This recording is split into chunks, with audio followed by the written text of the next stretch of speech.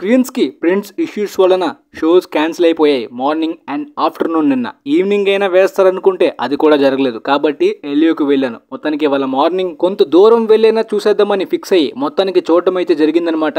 Helio కన్నా ముందు ఈ రివ్యూనే చాలా మంది ఎక్స్పెక్ట్ చేస్తారు కాబట్టి దీన్నే అప్లోడ్ చేస్తున్నాను. అండ్ 28 years లేటర్ ఫిలిం చూసే ముందు 28 days 28 weeks లేటర్ ఫిలిమ్స్ పక్కాగా అంటే 28 సంవత్సరాల క్రితం జరిగిన స్టోరీని తెలుసుకుంటేనే కదా 28 సంవత్సరాల తర్వాత స్టోరీని అర్థం చేసుకోగలం. ప్రీవియస్ ఫిలిమ్స్ ఆల్రెడీ చూసేసి ఇప్పుడు రిపీట్ వేయడానికి టైం లేకపోతే ఆ రీక్యాప్ వీడియో యూజ్ అవుతుందని అనుకుంటున్నాను. ఇకపోతే 28 years తర్వాత ఈ జాంబీ వరల్డ్ లోకి ఎంటర్ అయిన తర్వాత ఈ ప్రపంచం అంతా కూడా ఏ విధంగా ఎవాల్వ్ అయింది. జాంబీ ఫిలిమ్స్ నచ్చే ఆడియన్స్ కి అండ్ ముఖ్యంగా R-rated థ్రిల్లర్స్ నచ్చే ఆడియన్స్ కి అండ్ ముఖ్యంగా మూవీ లవర్స్ కి, ఈ ఫ్రాంచైజ్ ఫ్యాన్స్ కి, రెగ్యులర్ ఆడియన్స్ కి ఈ సినిమా ఎంత వరకు ఎంటర్టైన్ చేస్తుంది, థియేటర్స్ లో వర్తా కాదా అనేది కూడా క్లియర్ గా ఈ వీడియోలో తెలుసుకుందాం. నిజంగా ఈ ఫ్రాంచైజ్ లోని ఈ సీక్వెల్ వచ్చి 28 సంవత్సరాలు అయిపోయింది. లాస్ట్ ఫిలిం 28 weeks లేటర్ 2007 లో వచ్చింది. సో చాలా గ్యాప్ తర్వాత ఈ లాంగ్ అవైటెడ్ సీక్వెల్ లోని స్టోరీలో కూడా అంతే గ్యాప్ తోటి ఈ 28 years తర్వాత వైరస్ ఎంత దారుణంగా స్ప్రెడ్ అయింది, యూరోప్ అంతా కూడా ఏ విధమైన అపోకలిప్టిక్ వరల్డ్ గా మారింది, ఈ వైరస్ ఇన్ఫెక్ట్ అయిన జాంబీస్ కొత్త మ్యూటేషన్ కూడా చెంది పవర్ఫుల్ వెర్షన్స్ కూడా తయారవుతాయి. ఇదంతా కూడా వరల్డ్ బిల్డింగ్ లో ఈ కాన్సెప్ట్ ని, ఫ్రాంచైజ్ ని ఎవాల్వ్ చేసేలాంటి ఎలిమెంట్స్ లో ఈ సీక్వెల్ లోని మొదటి యాక్ట్ లోనే దాన్ని అద్భుతంగా ప్రెజెంట్ చేశారని చెప్పాలి. అవును, వరల్డ్ బిల్డింగ్ లోని చాలా వరకు ఆ జాంబీస్ ఎవాల్వ్ లాంటి టెర్రర్ ని మొదటి యాక్ట్ లోనే చూపించారు.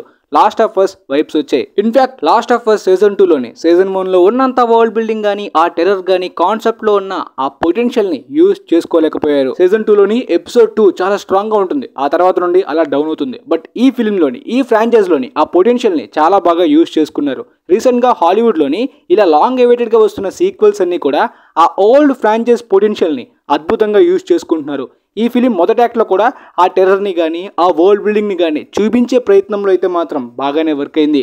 iPhone 15 Max తోటే సినిమాటోగ్రఫీ కూడా స్టన్నింగ్ గా అద్భుతంగా తీయగలిగారు. అందువల్ల ఇది ఒక రెగ్యులర్ జాంబీ ఫిలిం లా కాకుండా ఫ్రెష్ అండ్ యూనిక్ వైబ్స్ తోటే మొదలైందనమాట. ఆఫ్ కోర్స్ జాంబీ జానరా బాగా పాతబడిపోయింది. ఎప్పుడో అవుట్డేటెడ్ రొటీన్ వైబ్స్ తప్పించి ఇప్పుడు అంత ఎక్సైట్మెంట్ కనిపించట్లేదు ఈ జానరాలోని. కానీ 28 days లేటర్ ఆ టైంలో ఒక ట్రెండ్ సెటర్ గా మారింది జాంబీ జానరాకి. ఇన్ని ఇయర్స్ తర్వాత ఈ 28 years లేటర్లో కూడా ఆ యూనిక్ వైబ్స్ ఉండేలాంటి టచ్ని రైటింగ్లోని అలెక్స్ గార్లాండ్ గారు, డైరెక్షన్లోని డానీ బోయల్ గారు అందించడానికి గట్టిగానే ప్రయత్నించారు ఫిలింలో. దానివల్ల టెర్రర్ కానీ, టెన్షన్ కానీ కంప్లీట్గా అదే రేంజ్ థ్రిల్ని జనరేట్ చేయగలిగారనమాట. బట్ గర్ల్స్ కానీ, ఫ్యామిలీస్ కానీ, కిడ్స్ కానీ వీటికి దూరంగా ఉంటే మంచిది. ఎందుకంటే కొంతమంది సాఫ్ట్ పీపుల్స్ ఉంటారు కదా, మరీ నగ్నంగా ఆ ఇన్ఫెక్ట్ అయిన జాంబీస్ని చూసి తట్టుకోలేకపోయినా వైరస్ కొంత ఘోరంగా ఉండేలాంటి ఎలిమెంట్స్ని వాళ్ళు అంతగా కంఫర్టబుల్గా చూడలేకపోతే వీళ్ళు దానికి దూరంగా ఉంటేనే బెటర్. లేదు చూడగలం, ఆల్రెడీ ఎక్స్పీరియన్స్ ఉంది అనుకున్న గర్ల్స్ కానీ, ఫ్యామిలీస్ కానీ ట్రై చేయొచ్చు. బట్ కిడ్స్ దూరంగా ఉంటేనే బెటర్. ఎందుకంటే అన్ని జాంబీస్లో ఈవెన్ ఫీమేల్, మేల్ అందరూ కూడా నగ్నంగా ఉండేలాంటి కొన్ని సీన్స్ ఉంటాయి అనమాట. అది చాలా రస్టిక్గా తీశారు, చాలా క్రూరంగా న్యాచురల్ టెర్రర్ని ప్యూర్గా జనరేట్ చేయగలిగారు. ఎందుకంటే ఒకప్పుడు స్టోరీస్లో అంటే కంప్లీట్గా ఆ టైంలో వైరస్ మొదలైంది, అప్పుడు ఇన్ఫెక్ట్ అయిన వాళ్ళందరూ కూడా బట్టలు వేసుకుని ఉంటారు. బట్ ఇన్ఫెక్ట్ గురైన వాళ్ళు ఆకలితో చనిపోయిన తర్వాత 28 weeks లేటర్ ఇన్ని సంవత్సరాల వరకు ఈ వైరస్ ఎలా పాకింది, మ్యూటేట్ ఎలా జరిగింది. సో ఇప్పుడు హ్యూమన్స్ లో ఎవాల్వింగ్ లోనే డ్రెస్సెస్ ఉండవు కదా. సో అలా 28 years వరకు ఈ వైరస్ పాకడం వలన ఈ ప్రపంచానికి ఎంత దారుణం జరిగిందో ఆల్మోస్ట్ ఈ ఫిలింలో, ఈ వరల్డ్ బిల్డింగ్ లోని చూపించడానికి ప్రయత్నించారు ఆ విజువల్స్ లో. అండ్ కొన్ని ప్రొసీడింగ్స్ మిమ్మల్ని బాగా సర్ప్రైజ్ చేయడం మాత్రమే కాకుండా అన్ఎక్స్పెక్టెడ్ గా చాలా డౌట్స్ ని కూడా రైజ్ చేస్తాయి. వాటన్నిటికీ కూడా ఆన్సర్స్ ఈ ఫిల్మ్ లో దొరకవు. అప్కమింగ్ గా ఇంకొక ఫిల్మ్ కూడా ఉంది, సీక్వెల్. ఈ ఫిల్మ్ ఒక క్లిఫ్ హ్యాంగర్ తోటి ఎండ్ అవుతుంది. అప్కమింగ్ గా నెక్స్ట్ ఇయర్ రిలీజ్ అవబోయే సీక్వెల్ లోని ద బోన్ టెంపుల్ ఫిల్మ్ లోని ఈ డౌట్స్ అన్నిటికీ కూడా ఆన్సర్స్ తో పాటు కంప్లీట్ గా ఈ స్టోరీ ఫ్రాంచైజ్ కి కూడా ఎండింగ్ పడబోతుంది. ఆ బోన్ టెంపుల్ ఐడియా అయితే ఫైనల్ యాక్ట్ లోని చాలా స్టన్నింగ్ గా అనిపించింది, ఆ సెట్ పీసెస్. అండ్ ముఖ్యంగా ఈ ఫ్రాంచైజ్లోని ప్రతి ఫిలిమ్స్లో కూడా జాంబీ, టెర్రర్, వైలెన్స్తో పాటు ఎమోషన్స్ అండ్ క్యారెక్టర్స్ కూడా చాలా అద్భుతంగా రాసుకుంటారు కదా. ఈ ఫిలింలో కూడా అలాంటి ఎమోషనల్ టర్న్ అనేది సెకండ్ హాఫ్లో టర్న్ అవుతుందన్నమాట. సో ఫస్ట్ హాఫ్ అంతా కూడా ఆ థ్రిల్, ఆ వరల్డ్ బిల్డింగ్, ఆ ఇంట్రొడక్షన్ని చాలా స్ట్రాంగ్గా ఇచ్చిన తర్వాత సెకండ్ హాఫ్లో వచ్చే ఆ ఎమోషనల్ టర్న్కి తగ్గట్టు ఒక బ్యూటిఫుల్ ఎండింగ్ కూడా ఉంటుంది. ఎమోషనల్గా చాలా బాగుంది ఫైనల్ యాక్ట్లో. ఆరన్ టైలర్ జాన్సన్ గారి ఇంట్రడక్షన్ క్యారెక్టర్ చాలా ఇంట్రెస్టింగ్ గా మొదలవుతుంది. కానీ తర్వాత తీసుకున్న ఎమోషనల్ టర్న్ వల్ల ఫైనల్ యాక్ట్ లోని రేఫ్ ఫైన్స్ గారి పాత్ర కూడా చాలా కొత్తగా అనిపిస్తుంది. Next part the bone temple కాబట్టి ఆయన క్యారెక్టర్ స్కోప్ కూడా నెక్స్ట్ పార్ట్ లో ఎక్కువ శాతం ఉండొచ్చు. జోడీ కామర్ గారి పాత్ర కూడా పర్లేదు అనిపిస్తుంది. అండ్ కిలియన్ మర్ఫీ గారి జిమ్ క్యారెక్టర్ గురించి చాలా మంది ఎదురు చూస్తారు కదా, ఆ క్యారెక్టర్ నెక్స్ట్ పార్ట్ లోని ఫైనల్ పార్ట్ లోని రాబోతుంది.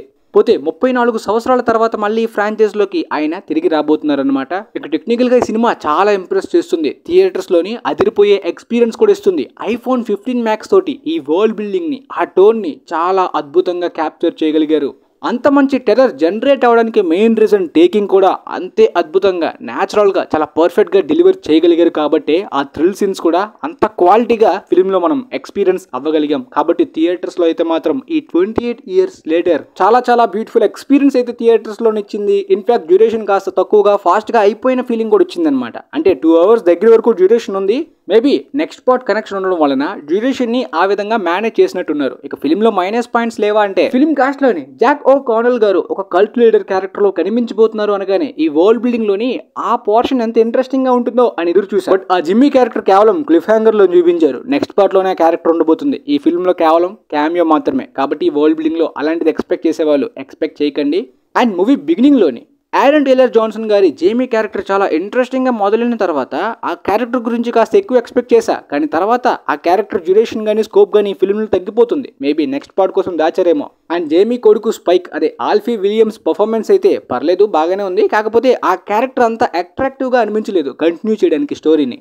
అండ్ ఫస్ట్ హాఫ్ లో ఉన్న టెర్రర్ సెకండ్ హాఫ్ లో కూడా రైజ్ అవుతున్న మూమెంట్స్ కానీ ఆ టెన్షన్ ని బిల్డ్ చేసే మూమెంట్స్ కూడా అద్భుతంగా ఉన్నప్పటికీ ఎక్కువ శాతం ఈ కాన్సెప్ట్ యొక్క ప్రొసీడింగ్స్ కే వాడుకుంటారు సెకండ్ హాఫ్ లో. అండ్ టెరిఫైయింగ్ టెర్రర్ తోటి మొదలైన తర్వాత ఫైనల్ యాక్ట్ లో అంతకు మించిన టెర్రర్ జనరేట్ అవుతుందని అనుకుంటాం. కానీ ఫైనల్ యాక్ట్ అనేది ఎమోషనల్ టచ్ తోటి నార్మల్ టెర్రర్ తోటే ఎండ్ చేశారు నెక్స్ట్ పార్ట్ కనెక్షన్ గురించి. అది కొద్దిగా డిసప్పాయింటెడ్ అనిపించింది. అఫ్ కోర్స్ ఎండింగ్ చాలా బ్యూటిఫుల్ గా ఎమోషనల్ గా టచ్ చేయలాంటి మంచి ఫైనల్ యాక్ట్ మూమెంట్ సీన్ ని పెట్టారు. కానీ నేను ఎక్స్పెక్ట్ చేసే టెర్రర్ ఫైనల్ యాక్ట్ లో రైజ్ అవుతుంది అనుకున్నాను. నార్మల్ గానే ఎండ్ అయింది. మేబీ నెక్స్ట్ పార్ట్ లోని ఆ డోస్ ని, ఆ పొటెన్షియల్ ని ఎలా వాడుకుంటారో చూద్దాం. మొత్తానికి ఫిల్మ్ కి నేను ఇచ్చే రేటింగ్ 8.2/10.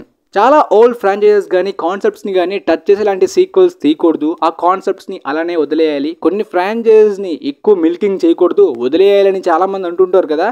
ఈ విధంగా కొన్ని ఓల్డ్ ఫ్రాంచైజ్ లో ఉన్న పొటెన్షియల్స్ ని ఈ మోడర్న్ ఎరా సీక్వెల్స్ చాలా అద్భుతంగా రీసెంట్ టైమ్స్ లో హాలీవుడ్ లో చాలా బాగా తీయగలుగుతున్నారు.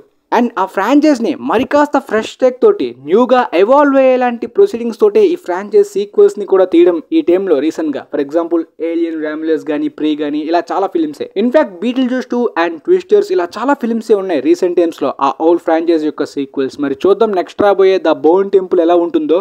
డైరెక్టర్ అయితే మారారనమాట. ఎందుకంటే బ్యాక్ టు బ్యాక్ షూటింగ్ చేయడం వలన డైరెక్టర్ సినిమాటోగ్రాఫర్ కొద్దిగా వేరేగా షూట్ చేశారు కొన్ని సీన్స్ ని. సో లాస్ట్ ఇయర్ సమ్మర్ లానే ఈ ఇయర్ సమ్మర్ లో కూడా హాలీవుడ్ ఫిల్మ్స్ వరుస పెట్టి ఎంటర్టైనింగ్ గా వస్తున్నాయి. సో మొత్తానికి నా రివ్యూ అయితే మీకు క్లియర్ గా అర్థమైంది అనుకుంటా. వీలైతే ఈ వీడియోని మీ ఫ్రెండ్స్ లో ఉన్న వాళ్ళకి కూడా షేర్ చేయండి, వాళ్ళకి కూడా యూజ్ అవ్వచ్చు. And thanks for watching guys.